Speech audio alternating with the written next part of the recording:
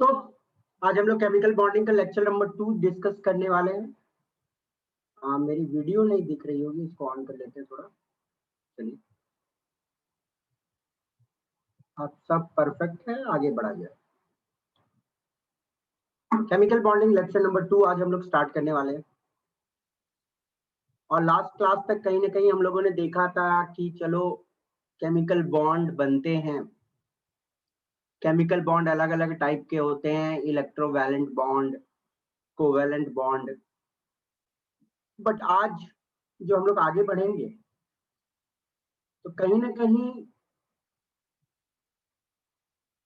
चीजों में थोड़ी डिफरेंस आएगी कि 100% वाली आयनिक बोलना या 100% कोवेलेंट बोलना, ये थोड़ा सा गलत होता है। तो चलिए देखते हैं ये किनका कॉन्सेप्ट था, ये कौन थे। 1923 की बात है। There was a scientist whose name was काज़िमिराज़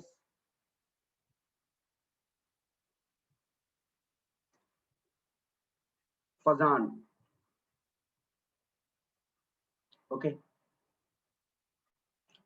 1923 में इन्होंने बोला कि ये 100% आयनिक मानना और 100% कोवेलेंट मानना आप छोड़ दो। ओके, आयनिक कंपाउंड में भी कोवेलेंट कैरेक्टर होंगे।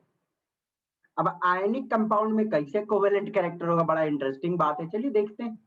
ओके, देखिए, अच्छा मुझे बेटा बताना है, ये जो लाल वाला और ब्लू वाला दो आयन्स आपको दिख रहे हैं, इसमें एक कैटायन है, इसमें एक एनायन है। आप मुझे बताना कौन सी कैटायन है, कौन सी एनायन, कौन सी कैटायन ब्लू है। वाला एनायन है। सब ब्लू एनायन है। ब्लू एनायन है। ब्लू वाला एनायन है, मतलब कौन सी चार्ज है इस पे, नेगेटिव। नेगेटिव।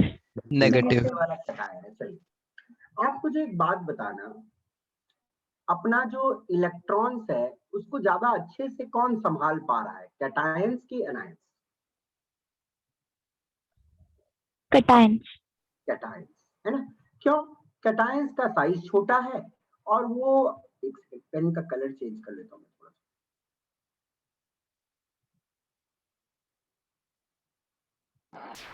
कैटायन की साइज छोटी है, इसके चलते क्या हो रहा है, वो अपने इलेक्ट्रॉन्स ज्यादा दूर नहीं है उससे, तो उसको आराम से वो संभाल पा रहा है। ये भी हो सकता है कि कैटायन का जो साइज छोटा है तो उसकी जो न्यूक्लियर फील्ड होगी वो थोड़ी बाहर तक भी हो सकती है थोड़ी बाहर तक, साइज छोटी है।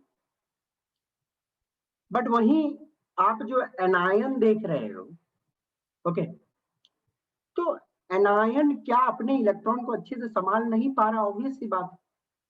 तो ये जो एनायन के इलेक्ट्रॉन्स हैं, क्या ये थोड़े से इधर आकर्षित हो सकते हैं क्या? Yes sir. यस ये जो कैटायन के फील्ड है उसके तरफ थोड़े से अट्रैक्टेड हो सकते हैं क्या? हो सकते हैं।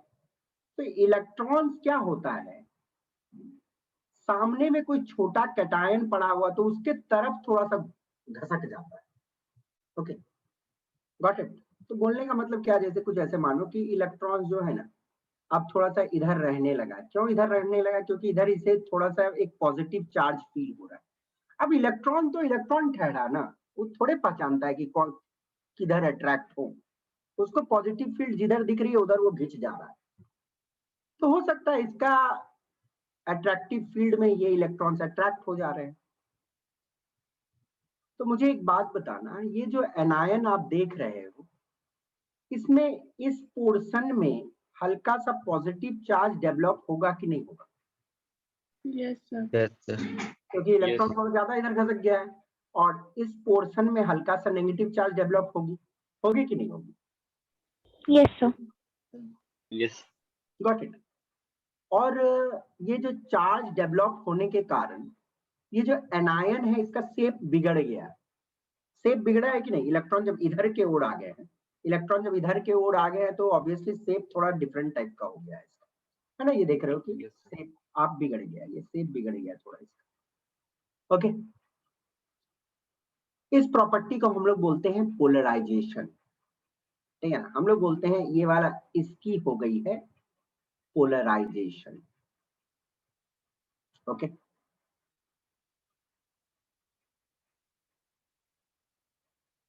पोलराइजेशन का मतलब होता है डिफॉर्मेशन। ओके, डिफॉर्मेशन, या साथ में ये भी बोल सकते हो कि एक ही मॉलिक्यूल में चार्ज का डेवलपमेंट होना, एक ही आयन में चार्ज का डेवलपमेंट होना। ओके, तो पोलराइजेशन का मतलब आयन का साइज बिगड़ना। ओके, या बोल सकते हो एक ही आयन में चार्ज का डेवलपमेंट। अब जो शेप बिगड़ रहा है वो किसका शेप बिगड़ रहा है? एनायन की कैटायन का? Anion. है? ये नेगेटिव वाले का ना, Yes, sir. Anion. एनायन का। ओके, कोई बच्चा लेट नहीं ना ज्वाइन किया, नहीं तो 5 मिनट बीतेगा और उसे कुछ समझ नहीं आएगा, फिर मैं पहले बोल दे रहा हूँ। ओके, तो शेप किसका बिगड़ रहा है? एनायन का शेप बिगड़ रहा है। शेप बिगाड़ कौन रहा है? Cation. Cation. Okay, got it. तो एनायन का शेप बिगड़ना, जो कैटायन बिगाड़ता है, उस पूरी कहानी को हम बोलेंगे पोलराइजेशन। ओके, अब बच्चा एक बात बताना मुझे, कौन सी बॉन्ड में इलेक्ट्रॉन्स लगभग बीच में रहते हैं दो एटम्स के? Electrovalent bond. इलेक्ट्रोवैलेंट में इलेक्ट्रॉन कोवेलेंट। कोवैलेंट में ना शेयरिंग होता है बेटा। क्या आप लोग बोल रहे हो, मतलब मजाक कर रहे हो क्या? ये कौन सी बॉन्ड है? Covalent bond. Covalent. बॉन्ड, ठीक है ना, गॉट इट। इलेक्ट्रोवैलेंट में तो पूरी तरह से किसी में चला जाता है, मतलब इलेक्ट्रॉन जितना बीच के तरफ रहेगा उतनी कौन वाली कैरेक्टर रहती है? कोवैलेंट कैरेक्टर रहती है कि नहीं? तो मुझे एक बात बताना, यहाँ पे जो आप कहानी देख रहे हो, इलेक्ट्रॉन बीच में आ रहा है कि नहीं दो आयन के? Yes, sir. Yes, आ रहा sir. है। तो इलेक्ट्रॉन जितना ज्यादा बीच के तरफ रहेगा उतना ज्यादा कौन सा कैरेक्टर रहेगा? कोवेलेंट। Covalent. Covalent. अब देखो, आपने यहाँ पे कहानी देखा कि एक पॉजिटिव आयन थी कैटायन, ओके, और एक पॉजिटिव आयन थी एनायन। ओके, बट कुछ ऐसा हुआ कि एनायन के इलेक्ट्रॉन को थोड़ा बीच की तरफ खींच दिया कैटायन, जिसके कारण कोवेलेंट कैरेक्टर आ गई एक आयनिक कंपाउंड में। तो एक आयनिक कंपाउंड में कोवेलेंट कैरेक्टर आ सकती है, क्यों नहीं आ सकती? क्या दिक्कत? ओके, आ गई। तो चलिए आप थोड़ा सा ये डेफिनेशन को भी देख लेते हैं। कैटायन की एबिलिटी बोलो, या कैटायन की टेंडेंसी बोलो, या कैटायन की ताकत बोलो, कि कितना वो सामने वाले एनायन का शेप को बिगाड़ सकता है। ओके, हम बोलते हैं वो जो पावर होती है उसकी शेप बिगाड़ने की, उसे बोला जाता है पोलराइजिंग पावर कैटायन की। मतलब कैटायन जितना ज्यादा शेप बिगाड़ सकता है एनायन का, उतनी ज्यादा पोलराइजिंग पावर होती है उसकी। ओके, तो बेटा मैं एक छोटा सा क्वेश्चन पूछ रहा हूं आपसे, पोलराइजेशन किसकी होती है? Anion. एनायन की। ये ध्यान दीजिए, एनायन। पोलराइजेशन होगी एनायन की, पोलराइजिंग पावर किसकी होगी? Cation. कैटायन। Cation. कैटायन की, ठीक है ना, पोलराइजिंग पावर होगी कैटायन की, ये दिमाग में रखिए, पोलराइजिंग पावर होगी कैटायन की। जितना ज्यादा पोलराइजेशन होगा, बोलने का मतलब जितना ज्यादा शेप बिगड़ेगा, ओके, उतना ज्यादा कोवेलेंट कैरेक्टर होगा।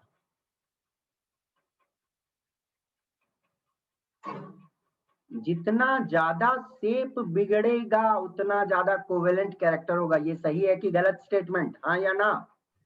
सही है. जितना शेप बिगड़ेगा उतना इलेक्ट्रॉन बीच की तरफ आएगा, और जितना इलेक्ट्रॉन बीच की तरफ आएगा उतना कोवेलेंट कैरेक्टर होगा। अच्छा चलिए आपका मैं जनरल लॉजिक चेक करता हूँ। ज्यादा कोवेलेंट कैरेक्टर होने के लिए आपकी कैटायन की साइज छोटी होनी चाहिए कि बड़ी होनी चाहिए? छोटी होनी चाहिए। छोटी। किसी को कोई दिक्कत नहीं। ये कैटायन जितना छोटा होगा उतना ज्यादा उसका चार्ज बाहर की ओर होगा, उतना ज्यादा बगल वाला कोई इलेक्ट्रॉन को खींचेगा, है कि नहीं? Yes sir. तो कैटायन, ये जो कैटायन होगा जितना छोटा होगा, ओके, उसकी उतनी क्षमता होगी शेप बिगाड़ने की, बोलने की मतलब उतने ज्यादा पोलराइजिंग पावर होगी उसको। अब चलिए आपकी थोड़ी सी पास्ट पढ़ाई को भी चेक कर लेता हूं मैं। B2+, okay, Mg2+, Ca2+, Sr2+, Ba2+। अब जल्दी से मुझे बता दो कि कौन सा आयन सबसे ज्यादा पोलराइजिंग पावर कैरी करेगा?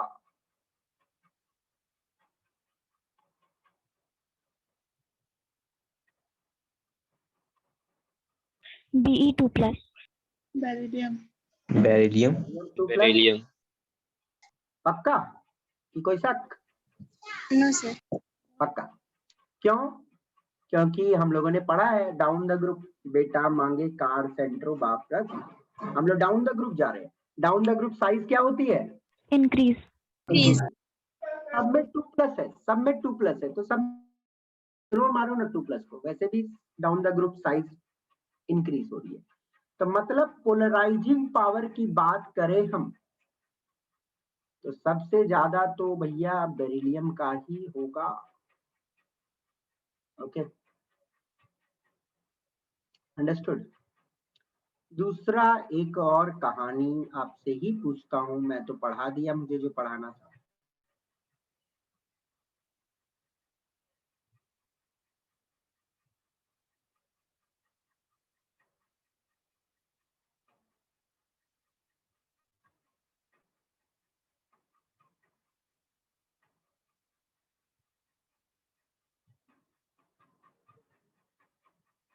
मुझे बता दो परसेंट कोवेलेंट सबसे ज्यादा किसमें होगा? BCl2। Cl माइनस आयन जो है वो सब में सेम है, तो सब में तो सेम है, तो उससे हम कोई मतलब नहीं है, हमको जो डिफरेंट है उसको देखते हैं। B2+ आयन जो कैटायन, Mg2+ आयन जो कैटायन है, सारे कैटायन में सबसे छोटा कैटायन B2+ है, तो सबसे ज्यादा शेप बिगाड़ेगा एनायन का, तो सबसे ज्यादा परसेंट कोवेलेंट कैरेक्टर लाएगा अपने में। क्लियर? Okay, perfect. चलिए आगे बढ़ते हैं। Bigger is the anion, okay, greater is the polarization।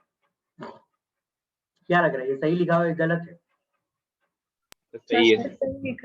सही है सर। साइज जितना बड़ा है, जितनी बड़ी साइज है, उतना ज्यादा इलेक्ट्रॉन उसका बिदकेगा, इधर उधर भागेगा, तो ऑब्वियसली इधर उधर जितना भागेगा उतना शेप बिगड़ सकता है उसका। तो चलिए, अच्छा एक छोटा सा आपको और चीज यहाँ पे मैं बता दूं। देखो ग्रुप 2 को हम लोग कौन सा मेंबर बोलते बोलो तो? Alkaline earth metal। Alkaline earth metal. Alkaline earth metal, okay.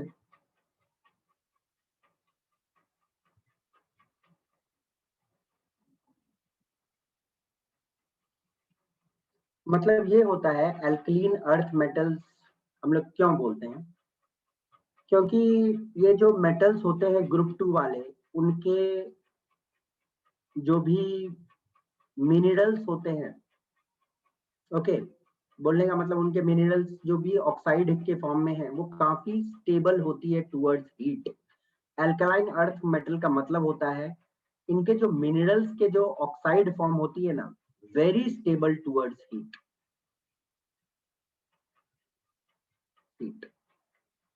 Okay, मतलब बोलने का इनके जो ऑक्साइड्स, इनके ऑक्साइड जो होते हैं वो वेरी स्टेबल टुवर्ड्स हीट होती है। और दूसरा होता है oxides are basic in nature.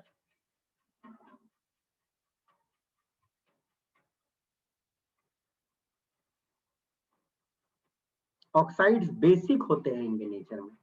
जैसे कि देखो मैग्नीशियम ऑक्साइड क्या होती है नेचर इसकी, एसिडिक होगी कि बेसिक होगी ये ऑक्साइड? बेसिक। है ना, मेटल की ऑक्साइड बेसिक होती है। कैल्शियम ऑक्साइड क्या होगी? बेसिक होगी। बेसिक। आदित्य शर्मा हाथ उठा रहे, बताओ बेटा क्या पूछना चाहते हो? सर गलती से हो गया था। अच्छा ठीक है, कोई दिक्कत नहीं बेटा, ठीक है। तो मैग्नीशियम ऑक्साइड स्टेबल का, मैग्नीशियम ऑक्साइड, सॉरी क्या बोल रहा हूँ, मैग्नीशियम ऑक्साइड बेसिक ऑक्साइड होती है, कैल्शियम ऑक्साइड बेसिक ऑक्साइड होती है। ओके, और ये ऑक्साइड हीट के प्रति भी काफी स्टेबल होते हैं। ओके, कोई भी ऑक्साइड उठा लो, बेरिलियम ऑक्साइड उठा लो, सॉरी बेरियम ऑक्साइड उठा लो, ये सब स्टेबल टुवर्ड्स हीट रहेंगे, बेसिक इन नेचर होती है। बट ये जो बेरिलियम की ऑक्साइड होती है ना बेटा, यहाँ लिख दे रहा हूं मैं, ये थोड़ा सा टॉपिक से हट के है, बट ये इंफॉर्मेशन जान लो। बेरिलियम ऑक्साइड जो होती है ना, देखो उसमें क्या होता है ना, कोवेलेंट कैरेक्टर आने लगता है। तो कोवेलेंट कैरेक्टर आने लगता है तो मतलब एसिडिक नेचर भी आने लगता है, मालूम है ना? Yes sir. तो इसलिए बेरिलियम ऑक्साइड एम्फोटेरिक ऑक्साइड है, मालूम है आपको? एम्फोटेरिक पढ़ा है ना क्लास 10 में? Yes sir. Yes sir. मतलब एसिड बेस दोनों से रिएक्ट करेगा। इसलिए बेटा आपको मैं बता देता हूँ, शायद आपको बताया था कि नहीं, I don't know, beryllium is not an alkaline earth metal. हम लोग उसको एल्कलीन अर्थ मेटल नहीं मानते, भले ग्रुप 2 में है। समझ गए? ये दिमाग में रखिएगा, beryllium is not an alkaline earth metal because of this reason कि उसकी ऑक्साइड एम्फोटेरिक ऑक्साइड, हाँ उसका स्टेबल टुवर्ड्स हीट है, no doubt, beryllium oxide is very stable towards heat, but beryllium की ऑक्साइड एम्फोटेरिक होती है और होना चाहिए बेसिक। इसलिए बेरिलियम को हमको एल्कलीन अर्थ मेटल नहीं मान के चलते। Got it? चलिए, ये तो थोड़ा आउट ऑफ टॉपिक हो गया, हटाओ। टॉपिक पे आते हैं हम लोग कि एनायन जितनी बड़ी होगी उतनी अच्छी पोलराइजेशन होगी। जैसे फ्लोराइड, क्लोराइड, ब्रोमाइड, आयोडाइड। आप मुझे बता दो कि किसकी साइज सबसे बड़ी है? आयोडाइड। आयोडाइड। तो यदि मैं आपसे पूछ लूं परसेंट कोवेलेंट लिथियम फ्लोराइड, आपको दे देता हूं मैं लिथियम क्लोराइड दे देता हूं आपको, मैं लिथियम ब्रोमाइड दे रहा हूं, लिथियम आयोडाइड दे रहा हूं, इसमें सबसे ज्यादा कोवेलेंट कैरेक्टर लग रहा है आपको? Lithium iodide. Lithium iodide. Iodide. शक नहीं। ओके, चलिए ये वाला पॉइंट को पढ़ लो आप लोग। ये पॉइंट बोल रहा है कि कैटायन हो या एनायन, यदि चार्ज ज्यादा होगा तो पोलराइजेशन ज्यादा होगी। ओके, समझिए बात को, मतलब कैटायन होगी तो वो ज्यादा शेप बिगाड़ेगा और एनायन पे चार्ज ज्यादा होगी तो उसकी शेप ज्यादा बिगड़ेगी। इसको हम लोग समझने की कोशिश करते हैं।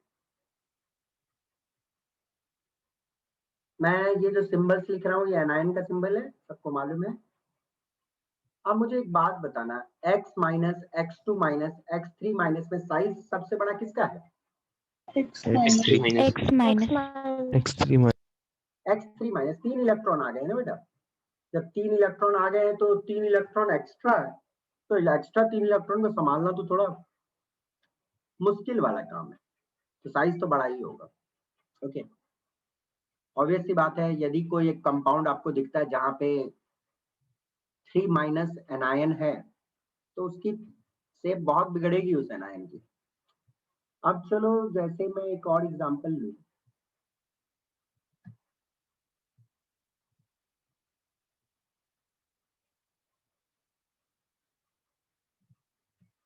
इसमें किसका साइज सबसे बड़ा है?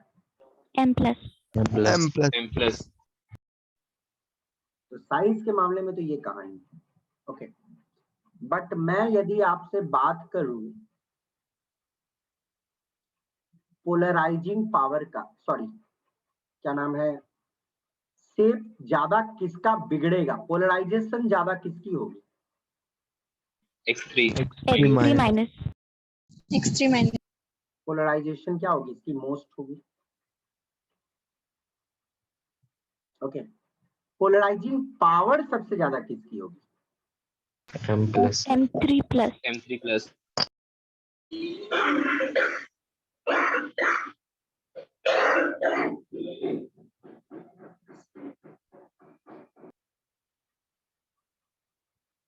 ओके, तो मतलब चार्ज जितना ज्यादा है, मतलब वो पॉजिटिव रहे नेगेटिव रहे कोई कहानी नहीं है, चार्ज जितना ज्यादा रहे ग्रेटर इज कोवेलेंट कैरेक्टर। ठीक है ना, कोई दिक्कत? No sir. No, sir. Okay, देखते हैं कौन बताता है इस कहानी को।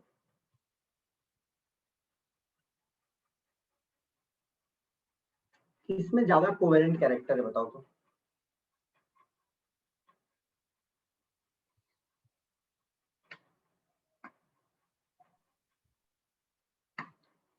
Ag2S. Reason? Bigger size of an ion. है ना, सल्फर की साइज बड़ी होती है डाउन द ग्रुप, ऑक्सीजन के नीचे ना सल्फर आता है यार, सिंपल सी बात है ना। Yes. सल्फर का साइज ज्यादा है, बड़ा है, तो उसका शेप ज्यादा बिगड़ेगा। ओके, तो ज्यादा कोवेलेंट कैरेक्टर आएगा। Got it? Ag2S more covalent. ठीक है ना,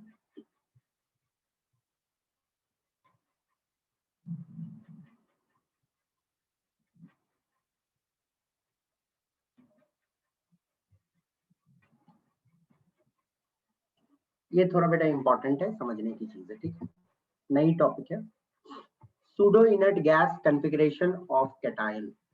ध्यान से सुनिएगा इसको। आपने इनर्ट गैस कॉन्फ़िगरेशन पढ़ा है, इनर्ट गैस कॉन्फ़िगरेशन।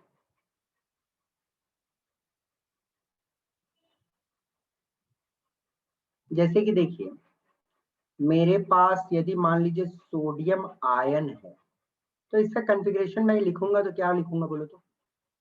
कॉन्फ़िगरेशन बताना, इलेक्ट्रॉनिक कॉन्फ़िगरेशन। Neon. नियॉन, हाँ नियॉन के Neon बराबर। 1. Neon 3s1. वो तो सोडियम का हो जाएगा बेटा, है ना। यदि मैं सोडियम का सिर्फ पूछूं आपसे तो ठीक है, आपने सही बोला, सोडियम का आप बोलोगे कि neon 3s1, 11 electron, but sodium plus कर दिया, मतलब एक इलेक्ट्रॉन मुझे निकालना है, तो सर नियॉन के बराबर। So neon configuration. नियॉन के बराबर होगा। और नियॉन का कॉन्फ़िगरेशन में सिंपल भाषा में लिखूं तो कितना आएगा? 2 8, है ना। Yes. Yes. लास्ट में कितना इलेक्ट्रॉन है? 8. एक तो लास्ट में जब इलेक्ट्रॉन होता है ना, तो we call it as inert gas configuration हो गया इसका। ठीक है, जैसे कि Na+ की इनर्ट गैस कॉन्फ़िगरेशन। बट चलो मैं देखता हूँ ये वाला कौन सही सही बताता है। मुझे पूरा बताना, मुझे शॉर्ट में मत बताना, और वो भी मैं पूछ रहा हूँ आपसे, चलो नियॉन से बताना मुझे, आर्गन से नहीं, नियॉन से बताओ मुझे। Cu+ का कॉन्फ़िगरेशन नियॉन से स्टार्ट करके बताना। नियॉन हो गई 10 इलेक्ट्रॉन। Yes, sir. आगे 3s2, बताओ। 3s2, हाँ 3p6, 4s1. 3d. 3d9. हाँ हाँ 3d9 की 3d10। Cu plus sir. यदि मैं चलो तुमसे Cu ही पूछ रहा हूँ पहले, चलो ठीक है। 3d10. Sir, 3d. पर बेटा आपको मैं एक चीज सिखाया था ना, कि जब पॉजिटिव साइन आती है तो इलेक्ट्रॉन कहाँ से निकलता है? डी से मतलब बड़े वाले सेल से निकलेगा ना। Yes sir. Yes, sir. याद आई ना आप लोगों को? Yes, sir. Yes, sir. देखो आप लोग एक काम करना, जब भी आपसे कभी भी कोई आयन का कॉन्फ़िगरेशन लिखे नहीं बोले ना, तो आप पहले न्यूट्रल वाले का लिखना, ठीक है ना? फिर इलेक्ट्रॉन कहाँ से निकालना? सबसे बड़े वाले से निकालना। तो सबसे बड़े वाले से निकालोगे तो कहाँ से निकालोगे? 4s1. 4s1 से, ठीक है? तो निकल गया 4s1। चलो अब मेरा आपसे पूछना है कि इसके आउटर मोस्ट शेल में अब कितना इलेक्ट्रॉन है, मुझे एक बात बताओ तो। 18. 18. 18 electron in the outermost shell.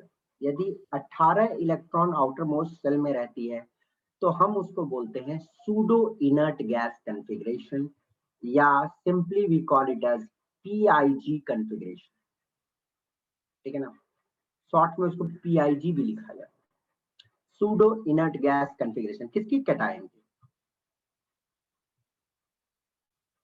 अब देखो, यदि कैटायन का सूडो इनर्ट गैस कॉन्फ़िगरेशन होता है तो उसमें ज्यादा पोलराइजिंग पावर होता है।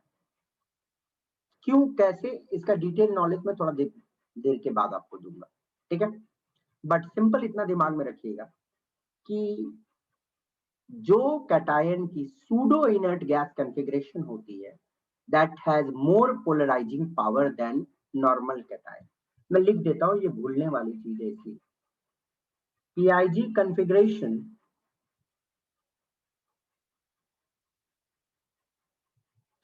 cation has more polarizing power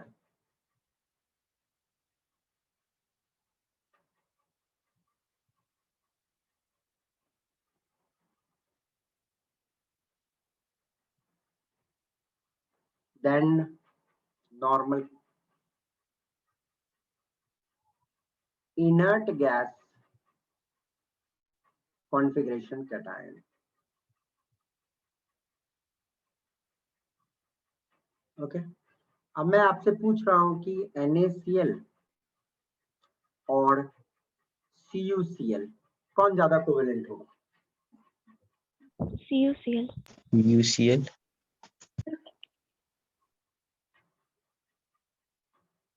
इसकी बहुत एप्लीकेशन है, इसकी बहुत एप्लीकेशन आपको मिलेगी हायर जब आप लोग इनऑर्गेनिक केमिस्ट्री इत्यादि पढ़ोगे ना, वहां पे बहुत इसकी एप्लीकेशन आएगी। चलिए 2 क्वेश्चन है आपके सामने, से जवाब दे दो। पहला का जवाब तो शायद आप तुरंत दे दोगे क्योंकि ये सॉल्व कर लिया है आप लोगों ने।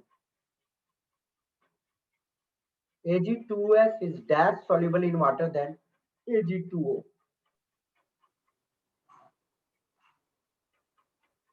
वाटर में ज्यादा सॉल्युबल कौन होता है? इलेक्ट्रोवैलेंट की कोवैलेंट? Electrovalent. इलेक्ट्रोवैलेंट। तो यहाँ पे कौन पानी में ज्यादा सॉल्युबल होगा? Ag2S. Ag2O.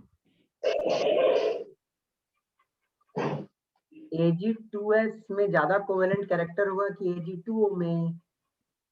Sir, Ag2S. Ag2S. Ag2S में ग्रेटर एज होगा ना Ag2O से, Yes, कोवैलेंट sir. कैरेक्टर, है ना? Yes, Yes. sir. जब ज्यादा कोवैलेंट होगा तो पानी में, Less. Less. कम डिसॉल्व होगा. ठीक है ना? तो फंसना नहीं है ऐसे, ठीक है ना? सॉल्युबल सॉल्युबल 2 बार हो गया, ठीक? अब चलो नेक्स्ट क्वेश्चन का जवाब देना।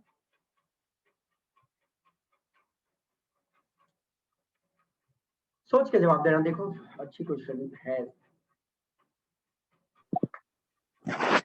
Sir, क्या होना चाहिए? high soluble. High soluble. चलो मैं 2 पेज पीछे चलता हूँ, आप आंसर ढूंढो। Sir less soluble, Sir, less. क्योंकि उसमें चार्ज ज्यादा है. गुड गुड बेटा, गुड। देखो क्या है, FeOH होल 3 बोले तो Fe3 प्लस, है ना? Yes. Yes, sir. Fe3 plus ion है। FeOH होल 2 बोले तो Fe2 प्लस।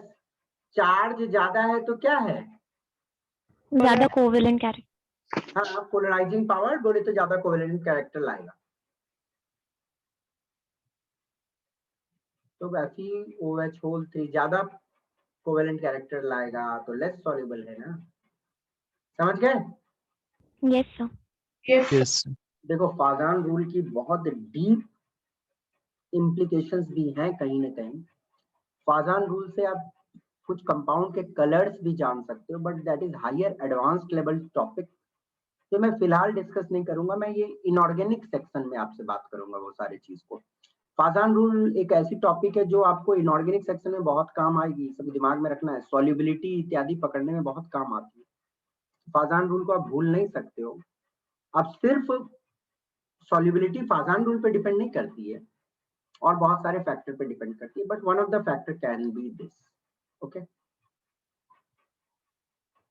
चलिए आप यहाँ पे कुछ लिखे हुए हैं, इसको पढ़ लो। फिर नीचे में 2 एरो है, मुझे बता दो किस डायरेक्शन में कोवेलेंट कैरेक्टर, मतलब किस डायरेक्शन में मेल्टिंग पॉइंट ज्यादा है कि कम है।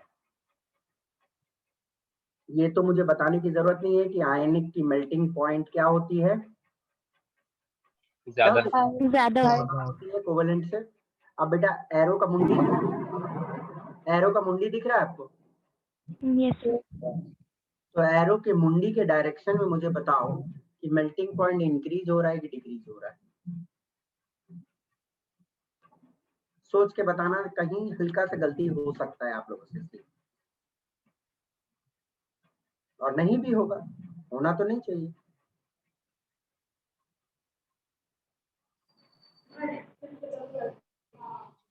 क्या हुआ? आंसर नहीं।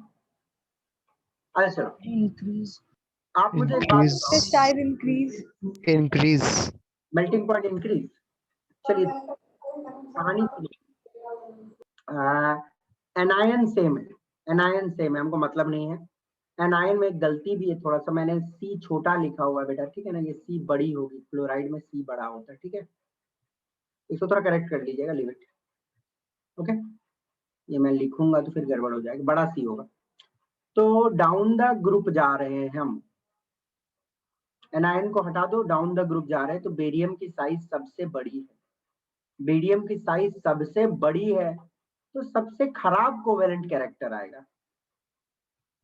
क्या होगा? ये लीस्ट कोवेलेंट होगा कि नहीं होगा? Yes, sir. यस, और ये वाला most Most. Covalent. Most. Max covalent होगा।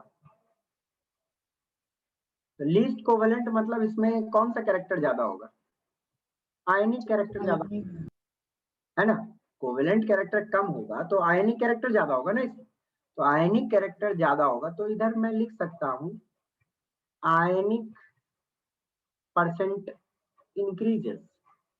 तो आयनिक परसेंट इंक्रीज हो रही है, तो मेल्टिंग पॉइंट क्या होगी इधर? इंक्रीज। Increase. Increase. नीचे वाला बता दो। Decrease. Sir, decrease. This is what? Max covalent. Yes, sir. तो मैक्स कोवेलेंट है तो मतलब आयनिक कैरेक्टर डिक्रीज हो रही है इस डायरेक्शन में।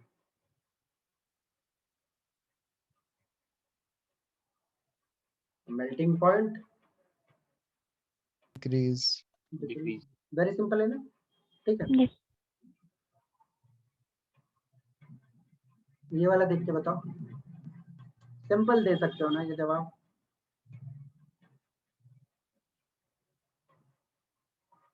Increasing order of melting point,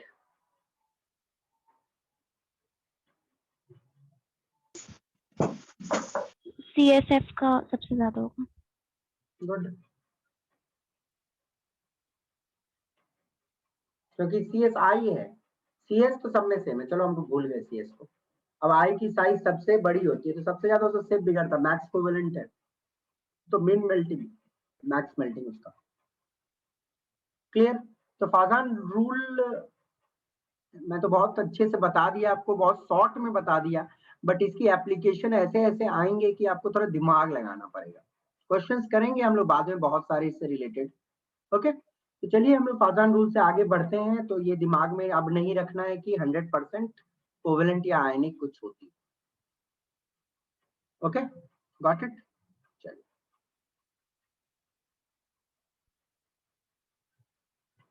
अब मैं आपके सामने एक स्पेशल टाइप ऑफ बॉन्ड का डिस्कस करूंगा, that is a special type of covalent bond, जिसको हम लोग कोऑर्डिनेट बॉन्ड या दूसरे भाषा में डेटिव बॉन्ड भी बोला जाता है। कभी कभी कोऑर्डिनेट बोलो या डेटिव बोलो, द सेम थिंग, ठीक है ना। ये क्या है? A special type of covalent bond.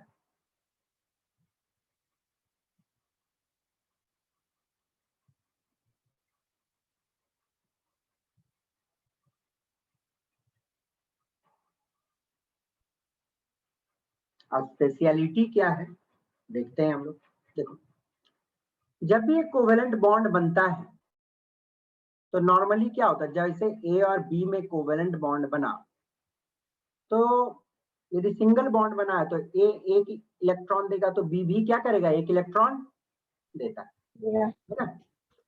But coordinate bond एक ऐसा special type of covalent bond होता है जहां पे मान लीजिए दोनों इलेक्ट्रॉन ए के तरफ से ही आया है, मतलब शेयरिंग हुई है, पर यहाँ पे बी कुछ शेयरिंग नहीं किया है, ए ने ही शेयरिंग किया है। दोनों इलेक्ट्रॉन ए के तरफ से आया है। Got it? अब बोलने का मतलब ऐसा नहीं ए ने दे नहीं दिया उसको, ए बोला कि ठीक है तुम भी अपना काम चलाओ, हम भी गिनेंगे इसको। Okay, and it is normally shown by just an arrow. कुछ हम लोग बीच में डॉट वॉट नहीं दिखाते हैं, जस्ट एक एरो दिखाते हैं। ओके, एरो के डायरेक्शन से आपको पता करना है कि इलेक्ट्रॉन किधर से आ रही है, ठीक है ना, और किधर जा रही है। इधर ध्यान देना कि इलेक्ट्रॉन ए के तरफ से आ रही है और बी के तरफ जा रही है, मतलब दोनों इलेक्ट्रॉन ए के द्वारा दिया गया है। ओके, ये सिंबल होता है कोऑर्डिनेट बॉन्ड का। अंडरस्टूड? Very simple. इसके कुछ एग्जांपल्स मैं आपको बता दूं तो आपने इस आयन का नाम सुना है, सुना ही होगा, ऑब्वियस सी बात है। क्या नाम है इस आयन का? Cation. Sir ammonium. Ammonium. Ammonium. Ammonium. हम पूछे तुम्हारा नाम क्या है, तुम बोले लड़का, कि हमारा कुछ नाम बताओ। इनकी नाम बोले लड़की मेरा नाम है, ऐसे थोड़े। कैटायन है ना, नहीं, एमोनियम आयन। अच्छा, इसका भी तो नाम सुना होगा।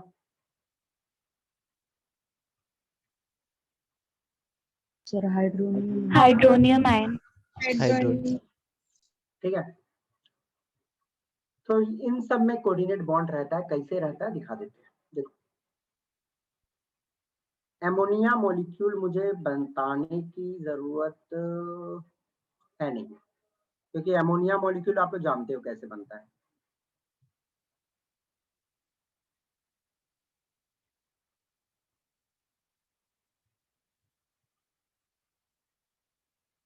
ठीक है, ये अमोनिया के स्ट्रक्चर में किसी को कोई दिक्कत नहीं ना, नो सर। सबको मालूम है?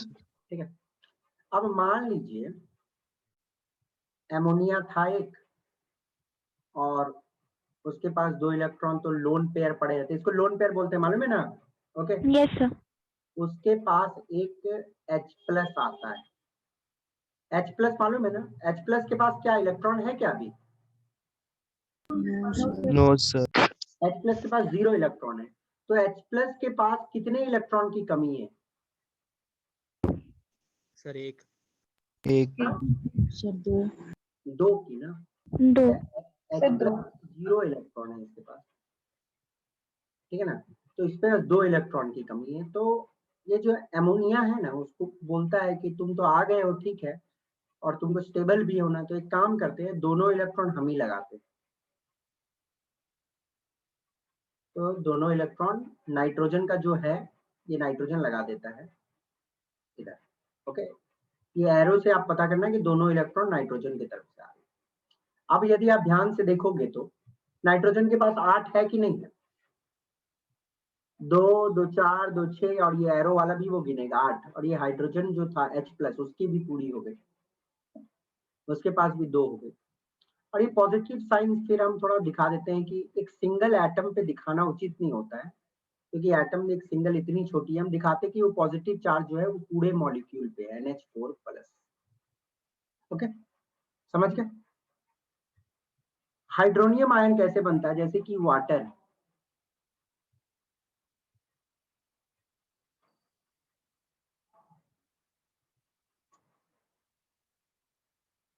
वाटर का मैं ऐसे बनाया, किसी को कोई दिक्कत क्या? No, sir. No, sir. I suppose आपको याद होगा ऑक्सीजन है, ऑक्सीजन के पास 6 इलेक्ट्रॉन होते हैं, 2 2 4 5 6। वो क्या करता है, एक हाइड्रोजन के साथ लगा लेता है इधर, है ना, दूसरा एक हाइड्रोजन इधर लग जाती है। ओके, तो ये वाला 2 क्या है, एक पेयर एक पेयर, 2 लोन पेयर रहते हैं ना। Yes, okay, sir. और दोनों हाइड्रोजन लगा दिया मैंने, तो एक H+ आता है, तो उसको क्या बोलता है, ऑक्सीजन। ठीक है, मैं एक काम करता हूँ, 2 इलेक्ट्रॉन को थोड़ा फिलहाल के लिए मैं ऐसे बना रहा हूँ, but this is not correct, but just आपको शो करने के लिए मैं दिखाना चाह रहा हूँ। एक H+ आया, एक H+ को ये दोनों इलेक्ट्रॉन बोलता है कि ठीक है तू ले ले, देता नहीं है, शेयरिंग करता है। ठीक है, ऐसा नहीं कि वो लेके भाग जाएगा, नहीं, दोनों का है। आप गिनोगे इस ऑक्सीजन पे तो 2, ये वाले 2 2 4 और ये 2 6, इसको भी गिन रहा है 2 8, समझ गए? और उसके पास भी 2 हो गई, ये प्लस चार्ज आप पूरे मॉलिक्यूल पे दिखा दो, तो ये बन गया क्या, H3O। समझ गया ना? Got it? जो इलेक्ट्रॉन देता है उसको बोला जाता है डोनर। और ये ध्यान दीजिएगा, कोऑर्डिनेट बॉन्ड बनने के लिए डोनर के पास कम से कम एक लोन पेयर होना चाहिए। कोऑर्डिनेट बॉन्ड बनने के लिए डोनर के पास कम से कम एक इलेक्ट्रॉन पेयर लोन वाली होनी चाहिए।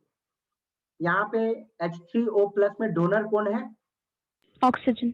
वाटर, पूरा Yeah. वाटर ही डोनर है ना। ओके, ऑक्सीजन मत बोलो, पूरा वाटर मॉलिक्यूल डोनर है। यहाँ पे कौन डोनर है? Ammonia. Ammonium. और दूसरा पार्ट, और डोनर के पास एक कम से कम लोन पेयर रहना चाहिए। दूसरा होता है एक्सेप्टर। एक्सेप्टर जो रहती है उसके पास कम से कम एक लोन पेयर की कमी होनी चाहिए। H+ के पास एक इलेक्ट्रॉन की कमी है, एक पेयर इलेक्ट्रॉन की कमी है ना, तो क्या करता है, एक पेयर लेता है किसी और से, उसको बोलते हैं एक्सेप्टर। ओके, चलिए, तो ये हाइड्रोनियम आयन का फॉर्मेशन है, इसमें कंफ्यूज मत होइएगा। This is water plus H+। ठीक है, वाटर के पास 2 लोन पेयर होती है ऑक्सीजन के ऊपर। ठीक है, चलिए, हाँ, एक छोटी सी बात बताना चाहता हूं आपको कि प्रॉपर्टी वाइज कोवेलेंट बॉन्ड की जैसी प्रॉपर्टी होती है। ओके, ये special type of covalent bond की भी लगभग वैसी ही प्रॉपर्टी होती है, कोई प्रॉपर्टी में ज्यादा डिफरेंस नहीं है उन दोनों का। ठीक है ना? तो एक नॉर्मल कोवेलेंट बॉन्ड और एक कोऑर्डिनेट बॉन्ड जो होता है ना, दोनों को प्रॉपर्टी वाइज कोई डिफरेंस नहीं होती है, दोनों प्रॉपर्टी लगभग मिलता जुलता रहता है। एक इंपॉर्टेंट मॉलिक्यूल और आपको बता दूं, जैसे कि ये वाला आप देख लो, कार्बन मोनोऑक्साइड। कार्बन मोनोऑक्साइड कैसे बनेगा? आपको ये बात तो मालूम है कि ऑक्सीजन का डबल बॉन्ड बन जाता है तो उसका कहानी पूर्ण हो जाता है कि नहीं हो जाता है? Yes, sir. है ना? Yes, sir. ये तो लास्ट क्लास में आप लोगों को बताया था। एंड ऑब्वियसली आप लोग लास्ट क्लास वाले, यदि कोई भी लेक्चर मिस होती है तो उसकी रिकॉर्डेड वीडियोस जरूर देख लेना। ठीक है, तो कार्बन मोनोऑक्साइड में, चलो मैं बोलता हूं ऑक्सीजन ने बना लिया डबल बॉन्ड, तो क्या कहानी हुआ होगा? कार्बन के पास 4 इलेक्ट्रॉन थी, तो कार्बन इधर 2 लगाया, इधर 2 लगाया। ओके, ऑक्सीजन के पास कितनी होती है वैलेंस में? 6. 6. तो ये 2 लगाया और ये 4 अपने पास रखी हुई है। अब बेटा मुझे बता दे, क्या कार्बन का ऑक्टेट पूरा है? No, नहीं. sir. No, sir. Sir. Oxygen बोलता क्या है कि ठीक है, एक काम करते हैं, 2 इलेक्ट्रॉन हम कोऑर्डिनेट मारते हैं। अब ऑक्सीजन के पास कितने इलेक्ट्रॉन है? 8। Yes, sir. है ना, 6 2 8, इसके पास भी कितने हो गए 8, हाँ, ठीक है ना। 8 तो नॉर्मली जानते हो कार्बन मोनोऑक्साइड का बुक्स में स्ट्रक्चर ऐसे बना देता, वो एरो फेरो नहीं डालता, वो डायरेक्ट ऐसे बना देता। तो आपको अपना दिमाग लगा लेना है कि किधर से आया है इलेक्ट्रॉन, ठीक है ना। Got it, understood. क्योंकि कोई नॉर्मल डिफरेंस नहीं होती है कोऑर्डिनेट बॉन्ड या नॉर्मल कोवेलेंट बॉन्ड में, तो बुक्स वाले बनाने वाले डायरेक्ट ऐसे ही बना देते हैं।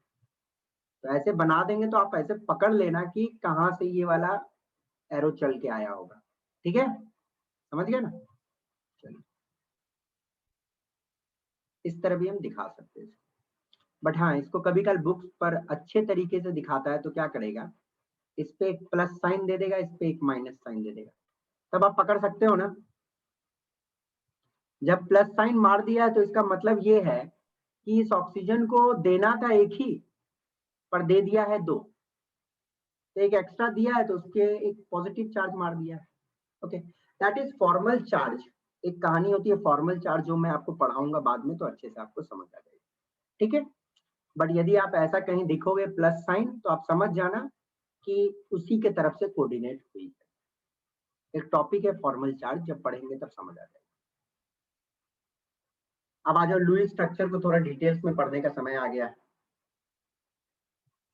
देखो Lewis structure, okay, Lewis structure हमें बॉन्डिंग का एक पिक्चर देता है कि बॉन्डिंग कैसे हुई। जैसे मीथेन का ही मैं बात करूं,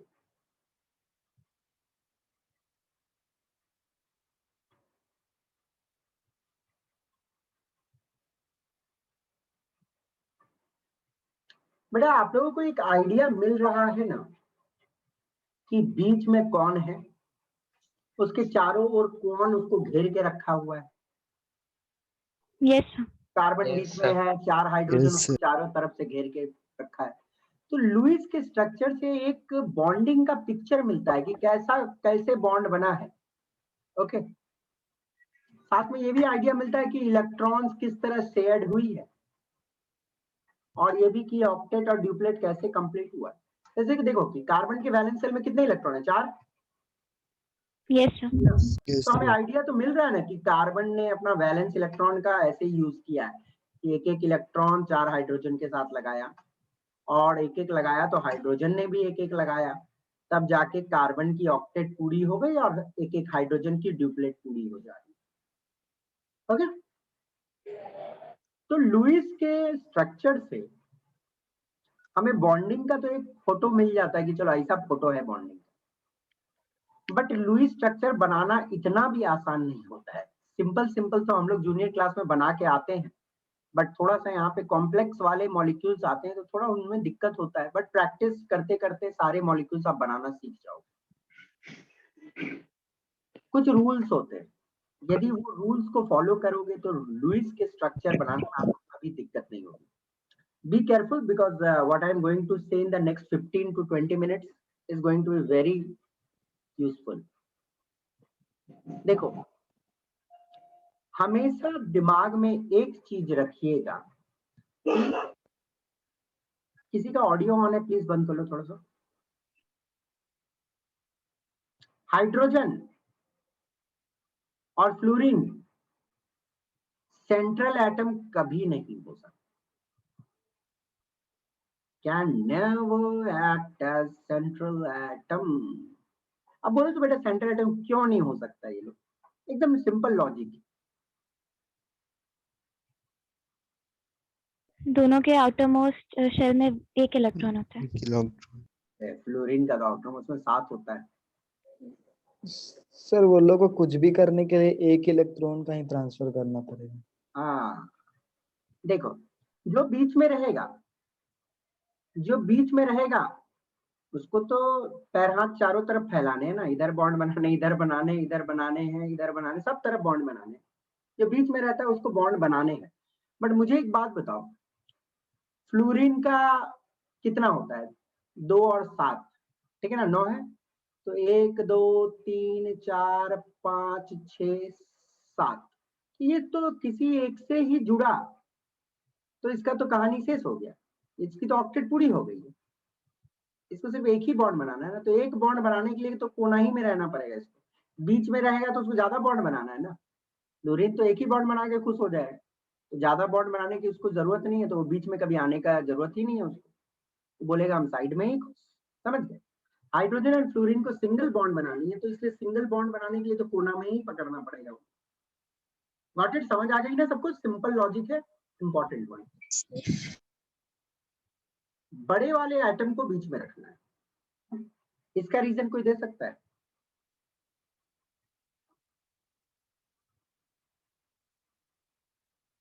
बड़े वाले एटम को बीच में रखना है, इसका कोई रीजन? सर उसके आउटर मोस्ट शेल में 2 से ज्यादा इलेक्ट्रॉन्स होते हैं। ऐसा क्या बात हुआ बेटा? छोटा वाला एटम का आउटर मोस्ट में फ्लोरीन सबसे छोटा है, उसके तो 7 इलेक्ट्रॉन है आउटर मोस्ट में। देखो क्या है, एकदम सिंपल लॉजिक है, कोई कहानी वानी नहीं है इसमें। देखो मान लो एक छोटा सा बच्चा सा नन्हा सा प्यारा सा छोटा एटम को हम बीच में रख दिए, ठीक है। अब चलो ठीक है, वो उसको चारों ओर बॉन्ड बनाना है, बना रहा है चारों ओर बॉन्ड।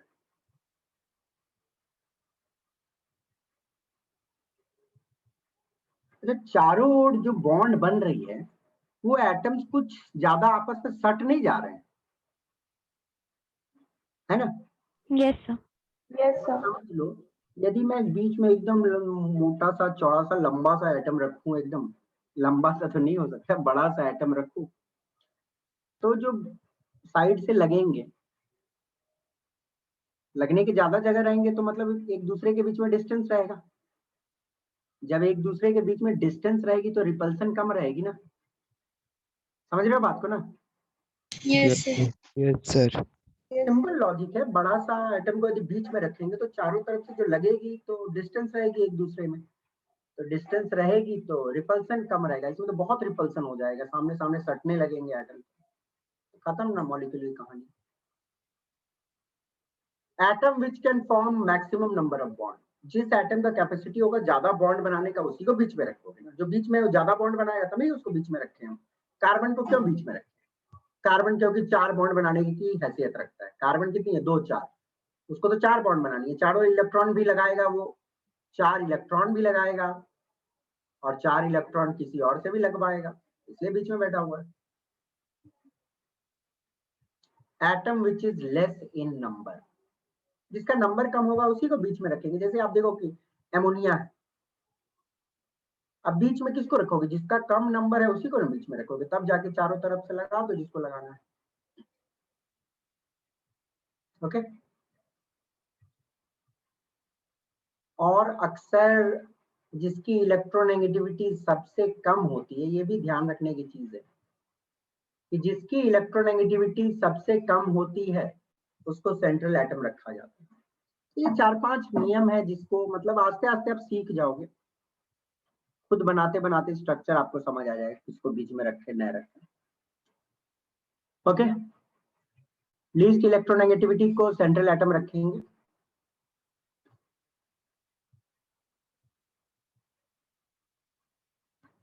कुछ इंपॉर्टेंट लुईस स्ट्रक्चर में मैं आपको, चलो एक अच्छा स्ट्रक्चर से स्टार्ट करते हैं। ट्राई मारोगे कोई नाइट्रिक एसिड का स्ट्रक्चर? अब देखो, अब ये सब स्ट्रक्चर बनाने में आपको दिक्कत होगा क्योंकि आपने बनाया नहीं है कभी, पर आप ये बताओ मुझे कि सेंट्रल एटम किसको रखे इसमें? नाइट्रोजन। नाइट्रोजन। नाइट्रोजन को सब सेंट्रल रखते हैं। चलो नाइट्रोजन को सेंट्रल रखें, फिर क्या लगाएं बताओ? हाइड्रोजन। हाइड्रोजन लगा दे। चलो हाइड्रोजन लगा दे, फिर बेटा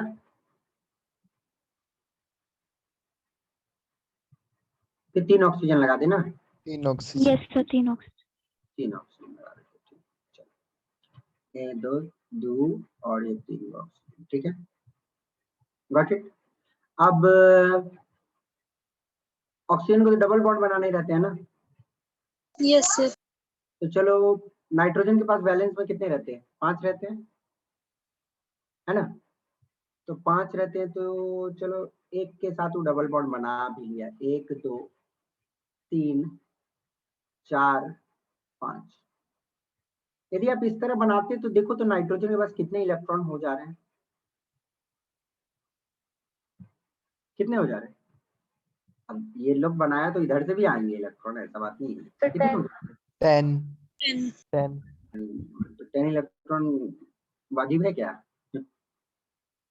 तो नाइट्रोजन तो सिर्फ ट्रिपल बॉन्ड बनाते हैं ना। नाइट्रोजन अपने साथ ट्रिपल बॉन्ड बनाता है, ट्रिपल बॉन्ड बनाएगा तब तो और लफड़ा फंस जाएगा, तो अब बाकी सबको क्या देगा फिर? नाइट्रोजन अपने साथ ट्रिपल बॉन्ड बनाता है। ओके, तो दूसरा नाइट्रोजन नहीं है ना? सर बाकी दो के साथ कोऑर्डिनेट बॉन्ड बनेगा? नहीं, ऐसे नहीं बनती है। ठीक है, देखो मैं बता रहा हूँ, इट इज आपको थोड़ा सा तो जानना पड़ेगा तभी आपसे बनेगी। मैं बैकबोन बना दे रहा हूँ, पूरी स्ट्रक्चर का बैकबोन मैं जस्ट दे रहा हूँ आपको, बाकी आप फुलफिलमेंट करना। The backbone is somewhat like this.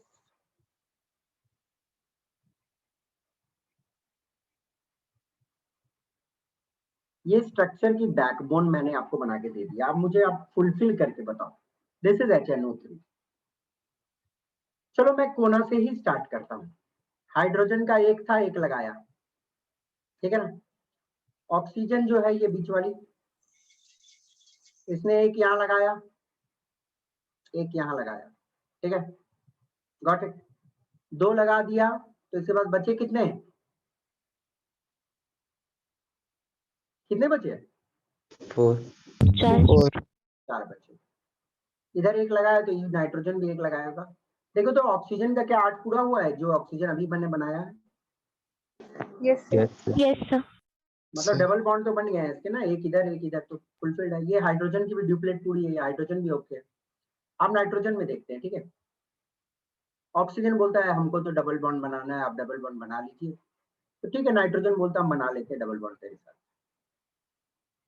मान लो बना लिया इसके साथ, ओके। नाइट्रोजन ने अपने लगा दिए 3 इलेक्ट्रॉन, तो ये ऑक्सीजन का भी तो चलो डबल बॉन्ड बना, तो इसका ऑक्टेट पूरा है, कोई दिक्कत नहीं ना, बनाने की जरूरत तो नहीं है। चलो बना देता हूँ, ओके। 2 2 4, 2 लगाया 6 और 2 8, ओके। अब नाइट्रोजन के पास कितने बचे हैं बेटा? 1 2 3 इलेक्ट्रॉन लग चुकी है, कितनी बची है? 2 2 बची हुई है ना, तो 2 बची हुई है, 1 2 3, 2 बची हुई है। तो मान लीजिए इसको 1 दिया 4, ठीक है ना, इसको भी 1 दिया 5, ठीक है।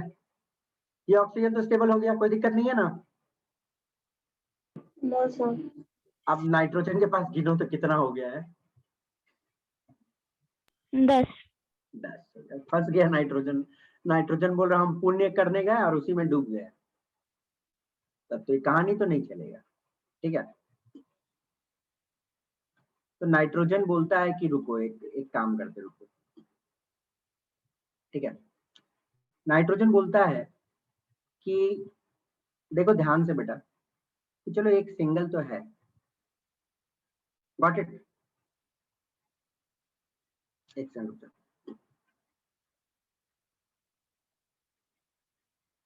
यदि मान लीजिए कि एक सिंगल बॉन्ड बना है यहाँ पे, ओके, और नाइट्रोजन के पास कितने इलेक्ट्रॉन बचे हुए हैं? एक। अब यदि नाइट्रोजन बोलता है कि तुम एक काम करो, तुमको 2 इलेक्ट्रॉन चाहिए, ये नाइट्रोजन को कितना इलेक्ट्रॉन चाहिए? ये ऑक्सीजन को, सॉरी, ये ऑक्सीजन को कितना इलेक्ट्रॉन चाहिए? 2। इसके पास बचे कितने? 2। ये बोलता मैं कोऑर्डिनेट कर देता हूँ। अब नाइट्रोजन के पास कितने रहेंगे? 8 है ना। ये एरो का मतलब समझ रहे हो, 2 है, ठीक है।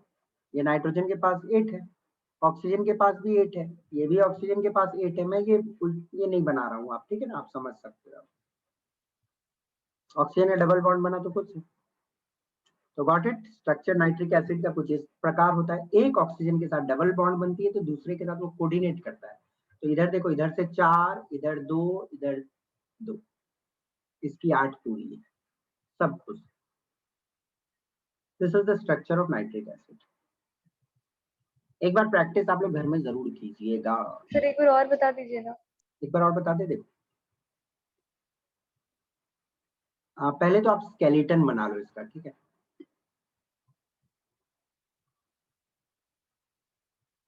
स्केलेटन में क्या होता है, सबको सिंगल सिंगल से मैंने जोड़ दिया। Do I need to explain this one?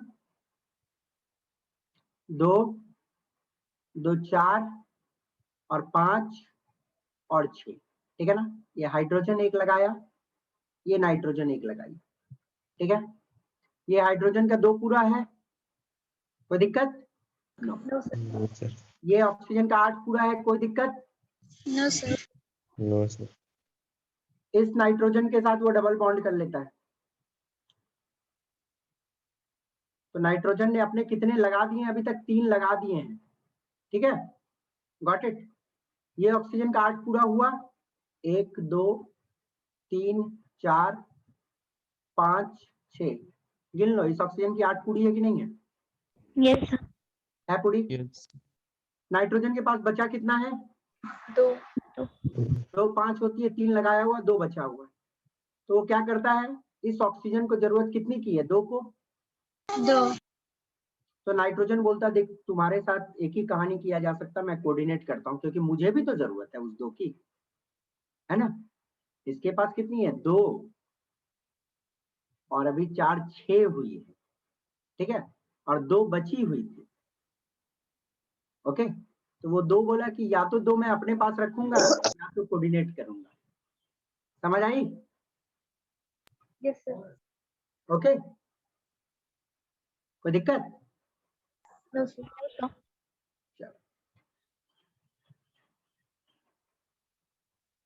मतलब नाइट्रोजन नहीं भी देता तो और नाइट्रोजन खुश रहता, बट नाइट्रोजन बोले तुमको भी तो स्टेबल करना है, HNO3 बनाना है, तो कोऑर्डिनेट मारा। Okay,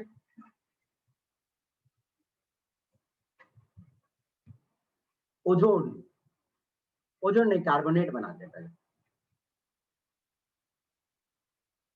carbonate ion. Can anybody give a try for this? देखो मैं आपको छोटा सा हिंट दे रहा हूं इसमें। ये जो 2 माइनस ऊपर में लिखा हुआ है ना बेटा, इसका मतलब है कि 2 इलेक्ट्रॉन एक्स्ट्रा आई है इस सिस्टम में, बाहर से कहीं और से 2 इलेक्ट्रॉन आई है। तो आप बनाओ इस पर एक ट्राई दो।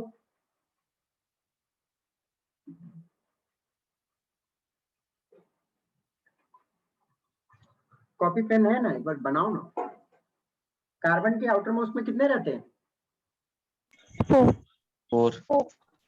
4। ऑक्सीजन के 6, ठीक है। If you go for the structure, देखो क्या करो, मिनिमम सिंगल बॉन्ड तो बनाएगा वो सबके साथ, तब ना जुड़ेगा। तो चलो सिंगल बॉन्ड से जोड़ लेते हैं। Got it. तो कार्बन बना कितने बॉन्ड सकता है? 4। तो यदि वो एक ऑक्सीजन के साथ डबल बॉन्ड बना लेता है, तो इस ऑक्सीजन का 8 पूरा हुआ कि नहीं? Yes sir. Yes sir. हो गया। इस कार्बन की 8 पूरी हुई है कि नहीं? Yes sir. Yes sir. ठीक है। ये ऑक्सीजन का कितना का कमी है? 2। 2 की कमी है। देखो दोनों में एक एक। हाँ, दोनों में एक एक की कमी है। देखो इसने एक लगाया, तो इसने भी एक लगाया, ठीक है। तो इसके पास कितना बचा? 5 बचा ना। 1 2 3 4 5, तो 5 और 2 7 है। इसके पास भी वही 7 है। बट मैंने आपको बोला है ना कि 2 माइनस मतलब ये 2 इलेक्ट्रॉन बाहर से कहीं से आई है। मैं ये नहीं बना रहा हूँ, ठीक है ना। एक्स्ट्रा डॉट्स आप समझ सकते हो, अब इतना तो है समझदार आप लोग। Okay, got it. आप ऐसे समझ लेना, देखो 2 इलेक्ट्रॉन इसने एक लगाया था, तो इसके पास 5, ठीक है। 6 रहनी चाहिए थी, एक यहाँ लगा दिया, तो 2 इलेक्ट्रॉन इधर से आए और 5 2 7, एक की कमी है, तो एक माइनस कहीं और से यदि आ जाए एक इलेक्ट्रॉन, एक माइनस मार दो मतलब एक इलेक्ट्रॉन कहीं से आ गई, इस पे भी एक माइनस मार दो मतलब एक इलेक्ट्रॉन और कहीं से आ गई। स्ट्रक्चर फुलफिल्ड हुआ कि नहीं? Yes, sir. Yes, sir. Dot चला ही, चलो डॉट बना देता हूँ, कुछ बच्चे चाहते हैं। देखिए कार्बन 1 लगाया, 2 लगाया, 3 लगाया, 4 लगाया, ठीक है ना। जब लगाया तो इधर से भी आए होंगे 2, ठीक है। ऑक्सीजन के पास 6 होते हैं, 2 लगाया तो बचे 4। इसके 8 हो गए कि नहीं हो गए? 4 4 8। Yes, sir. ओके, ये ऑक्सीजन 1 लगाया, इसके पास कितने बचे? कितने बचे बताओ? 5 5। आप गिनो तो इसके पास कितने हैं? 7. 7। एक कहीं से आ जाए तो मजा आ जाएगा। तो 2 को बाहर, 2 इलेक्ट्रॉन तो बाहर से आना तब ना 2 माइनस है। एक आ गया, जब एक आया है बाहर से तब एक नेगेटिव साइन दे दो। अब 8 है कि नहीं इसके पास? Yes, sir. Yes, sir. Same way इसका भी होगा, ठीक है। चलिए, ओजोन का बनाओगे? Yes, sir. ट्राई बनाओ, ओजोन का ट्राई करो।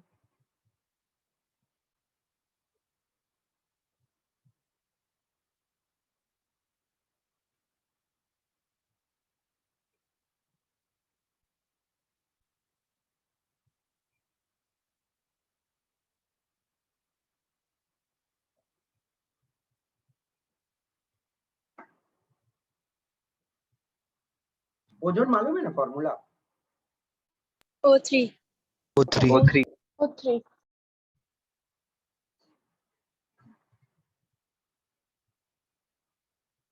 कोई बच्चा आईसीएससी बोर्ड का भी है क्या अभी 11th में यहाँ पे?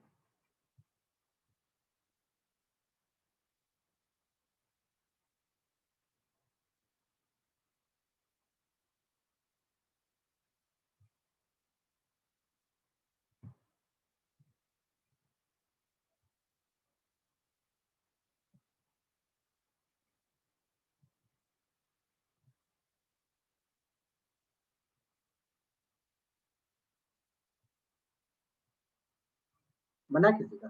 बन गया सर। बनाओ तुम, बनाओ, यहाँ पे बना सकते हो। If you can draw on your mobile, आप बना लो। यहाँ पे मैं राइट दिया हूँ।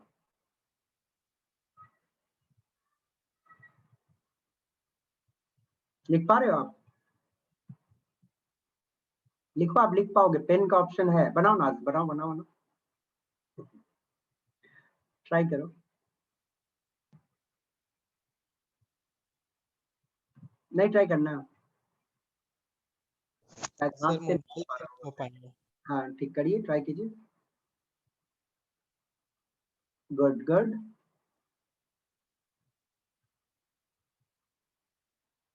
वेरी गुड वेरी गुड, समझ गया, बन गया आपका बेटा। ठीक है, गुड गुड गुड गुड। चलिए रहने दीजिए, अब आप डिलीट कर दो इसको।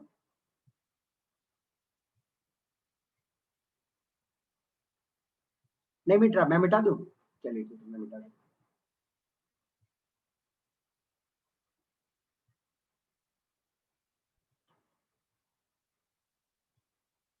गुड।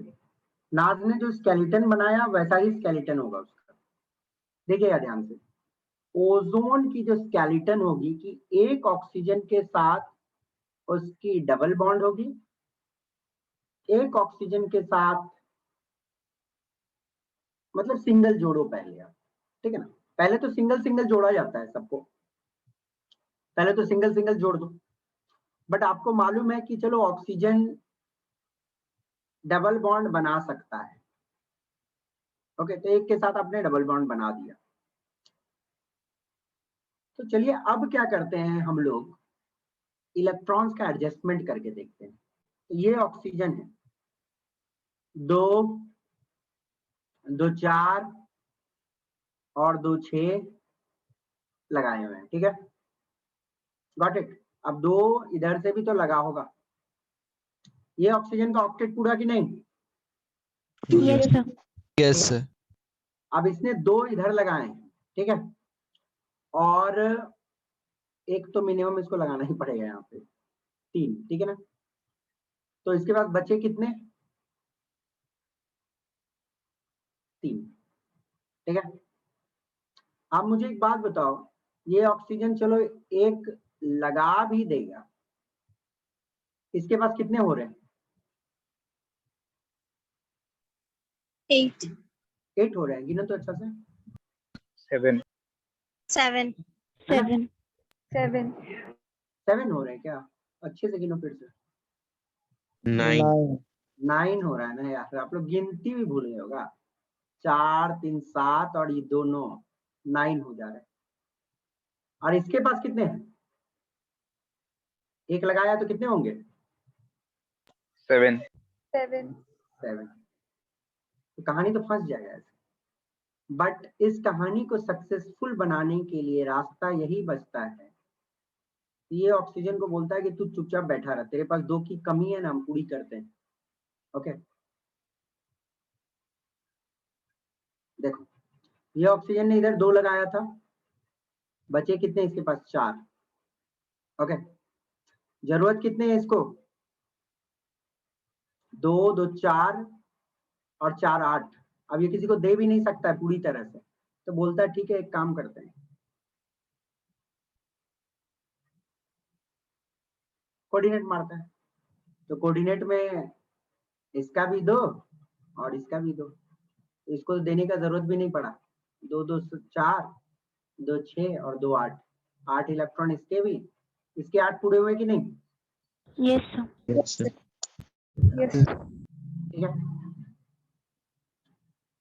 अंडरस्टूड। तो ये स्ट्रक्चर को और अल्टरनेटिव इस तरह भी बनाया जाता है, तो यू डोंट गेट कंफ्यूज्ड। ऐसे बना हुआ आपको कहीं दिखेंगे तो इट इज नॉट राइट, मतलब it is right, it is not wrong. आप समझ जाओगे ना इसका मतलब क्या है। yes sir plus Yes, minus yes. मतलब एक एक्स्ट्रा इधर से आया, मतलब दोनों इसी के तरफ से आया, तो मतलब कोऑर्डिनेट ये। अंडरस्टूड। चलिए,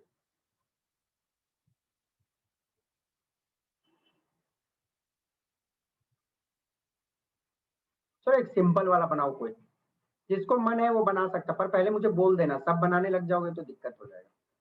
जिसको मन है बनाओ इस स्ट्रक्चर को, आपके सामने खाली आपके बना सकते हो।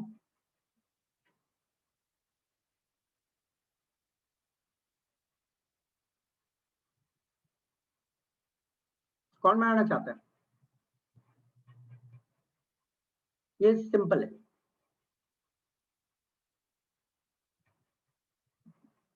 एनीबॉडी? सर एक बार ट्राई करें। करो।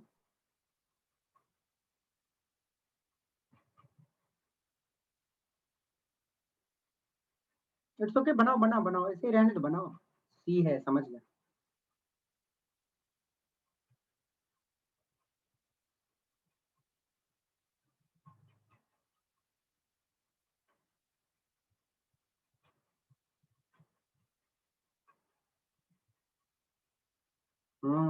इट्स ओके, ओके बनाओ, समझ आ रहा है, सब समझ आ रहा है।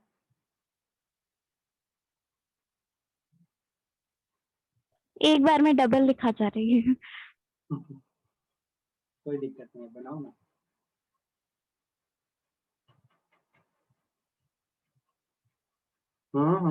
वो CH3 लिख दिया आपने, इट्स ओके। अब बनाओ, आप जो बना रहे हो, मैं साइड में उसको अच्छे से लिखते जा रहा हूँ। चलो चलिए,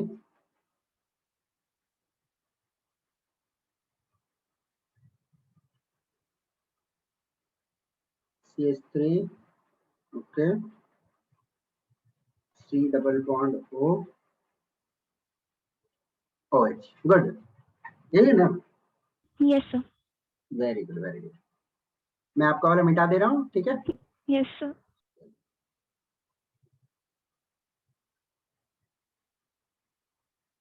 सबको समझ आया? राइट स्ट्रक्चर है।